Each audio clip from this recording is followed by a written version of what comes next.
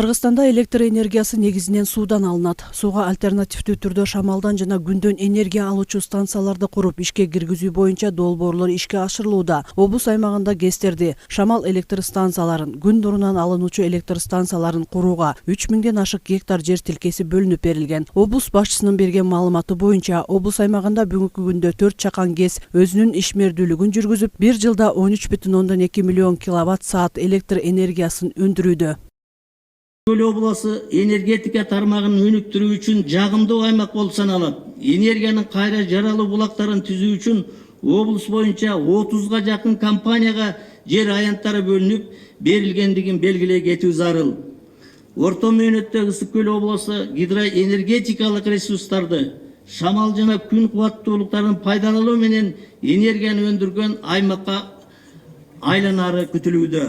2024 жылы Ысык-көл обласы боюнча энергетика тармагында жалпы суммасы 1 миллиард 105 миллион сомду түзгөн төмөнкү 3 долбоорду ишке ашыруу пландалууда. Ак Суу районунун Бозучук жана Теплоключенко айылдык аймактарындагы чакан ГЭС, Ысык-көл районунун Чоң Сарбай айылдык аймагындагы Ортогой суусундагы чакан ГЭС. Станция куруу үчүн Тоң районунун Көкмойнок айыл аймагынан 700 гектар жер аянты бөлүнүп, февраль айынын аягында курулуш иштери башталары күтүлүүдө. 21-жылдан бери баягы меморандум келишимдерге кол койгонбуз.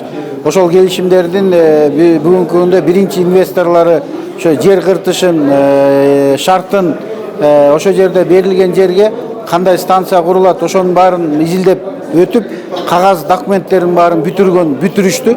Азыр эми ушул жылдын февраль айдын аягы менен ошол станциянын курулушун баштайлы деп атабыз. Тоң району эмес, бүт Ысык-көл обласына жардам ете турган чоң проекттер экен.